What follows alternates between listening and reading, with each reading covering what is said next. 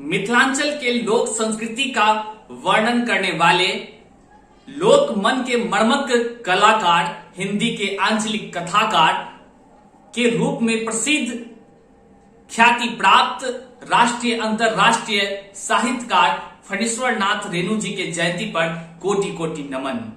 रेणु जी के जयंती पर कुछ विशेष रेणु की कहानी अपनी जुबानी लेकर मैं प्रस्तुत हुआ हूं। नमस्कार दोस्तों, मैं हरे कृष्ण प्रकाश और आप देख रहे हैं साहित्य आजकल। यदि आप अभी तक सब्सक्राइब नहीं किए हैं तो नीचे लाल बटन है, सब्सक्राइब कर ले। साथ ही साथ वीडियो पर एक कमेंट करते हुए लाइक कर दे। और फिर यह आप तमाम कहानी, तमाम आर्टिकल आप गूगल पर www.sahityaajkal.com लिखकर सर्च करने पर हमारी वेबसाइट खुल जाएगी। आप वहां भी तमाम रचनाकारों की रचना पढ़ सकते हैं। साथ ही साथ हमारे इस फणीश्वर नाथ रेणु जी के पर ऊपर लिखी हुई जो आर्टिकल है वह भी यहाँ उपलब्ध है, आप आसानी से पढ़ सकते हैं। चलिए दोस्तों, तो इस वीडियो में आज मैं आपके बीच रेणु की कहानी अपनी जुबानी लेकर आया हूं और आप सबों के सामने मैं नाजिश प्रस्तुत करने के लिए प्रस्तुत हुआ हूं।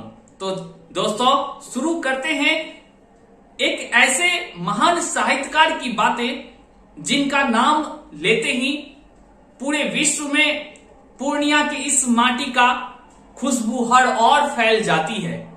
मैं उन ऐसे महान साहित्यकार की बात कर रहा हूं जिनको लेकर हम सभी गौरवान्वित महसूस करते हैं। आज उनका ही जन्मदिन है, तो उनके जीवन परिचय से रूबरू होते हैं और साथ ही साथ उनके लोकप्रिय कहानी को मैं आपके बीच प्रस्तुत करूंगा। तो चलिए सबसे पहले फणीश्वर नाथ रेणु जी का जीवन परिचय से रूबरू होते हैं। मिथिलांचल के लोक संस्कृति का वर्णन करने वाले लोक मन के मर्मज्ञ कलाकार, हिंदी के आंचलिक कथाकार के रूप में प्रसिद्ध, विश्व ख्याति प्राप्त राष्ट्रीय अंतरराष्ट्रीय साहित्यकार फणीश्वर नाथ रेणु जी का जन्म 4 मार्च 1921 ईस्वी को बिहार के पावन धरती पूर्णिया के औराई हिंगना नामक गांव में हुआ था, जो वर्तमान में अभी अररिया जिला में पड़ता है। उनकी प्रारंभिक शिक्षा अररिया में हुई और फारबिसगंज में भी हुई। इसके बाद वे माध्यमिक शिक्षा के लिए नेपाल, जो हमारे भारत का पड़ोसी देश है, नेपाल के विराटनगर में वह अध्ययन प्राप्त किए। इसके उपरांत उच्च शिक्षा प्राप्त करने के लिए काशी हिंदू विश्वविद्यालय चले गए और फिर भारतीय स्वतंत्रता आंदोलन से प्रभावित होने के कारण वह आंदोलन में कूद पड़े। फणीश्वर नाथ रेणु की प्रमुख कृतियों में मेला आंचल, प्रति परिकथा, कितनी चौड़ाएं, ठेस, आदिम रात्रि की महत्व, तीसरी कसम इत्यादि लोकप्रिय हैं। तीसरी कसम और मेला आंचल पर फिल्म भी बनी हुई है जो काफी लोकप्रिय भी हुई है। फणीश्वर नाथ रेणु की सबसे प्रसिद्ध कहानी ठेस मैं आप सबों के बीच संक्षिप्त रूप में प्रस्तुत करता हूं। तो चलिए कहानी को सुनते हैं, आनंद उठाते हैं। ठेस कहानी की शुरुआत सिरचन से होती है और सिरचन को गांव वाले लोग बेकार ही नहीं बल्कि बेगारा भी समझते हैं। खेत खलिहानों में काम करने के लिए सिरचन को कोई नहीं बुलाता है, क्योंकि जब हर कोई काम करके अपने घर लौट रहा होता है तब सिरचन अपने काम पर टहलते टहलते आ रहा होता है। इसी कारण से गांव के कोई लोग उसको खेत खलिहानों में काम करने के लिए नहीं बुलाते हैं। हालांकि सिरचन की पहले तूती बोलती थी, लोग उन्हें खुशामद करते थे। हर कोई चीक बनवाने के लिए उन्हें अपने घर बुलाते थे।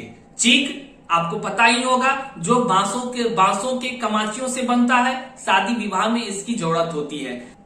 सिरचन जाति का कारीगर है, वह काम चोर नहीं बल्कि मुंह जोड़ है। सिरचन कई ऐसे काम को करने के लिए जानता है जो गांव के लोग नहीं जानते हैं। सिरचन इस प्रकार के काम को लेकर काफी वह लोकप्रिय भी है, जैसे चीक बनाना, पत्तों से टोपी बनाना, छतरी बनाना इत्यादि।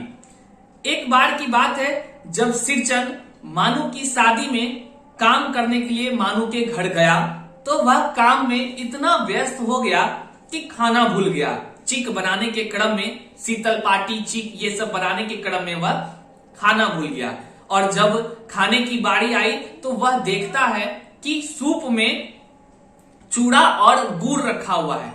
यह देखकर सिरचन आग बबूला हो जाता है और तभी मछली भाभी मिठाई और बुनिया लेकर आती है और सिरचन के सूप में फेंक कर चली जाती है, जिस पर सिरचन टिप्पणी करते हुए मछली भाभी को सुनाता है कि आप अपने मायके से आई हुई मिठाई को क्या इसी प्रकार लोगों को देते हैं।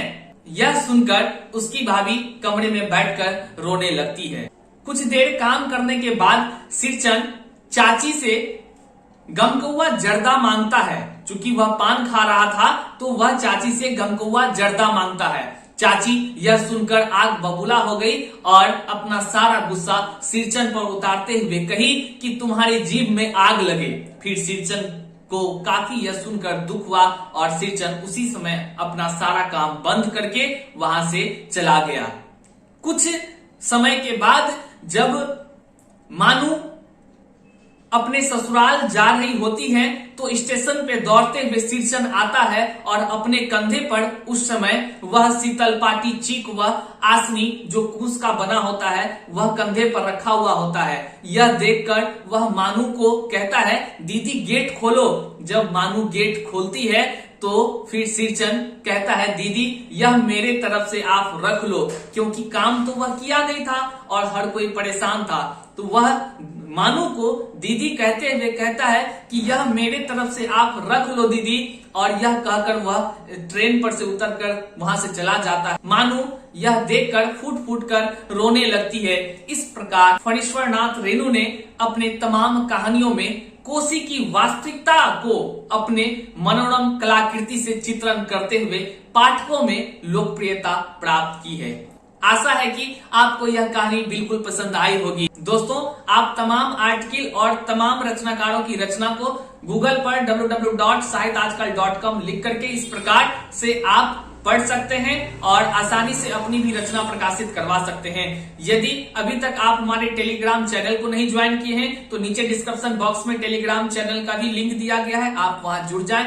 मैं वहां पर तमाम प्रकार का लिंक साझा करता हूं, जिससे आप साहित्य आजकल के सभी गतिविधियों से हमेशा अपडेट रहेंगे। तो तब तक के लिए आज के इस वीडियो में यहीं तक, मिलते हैं अगले दिन। जय हिंद।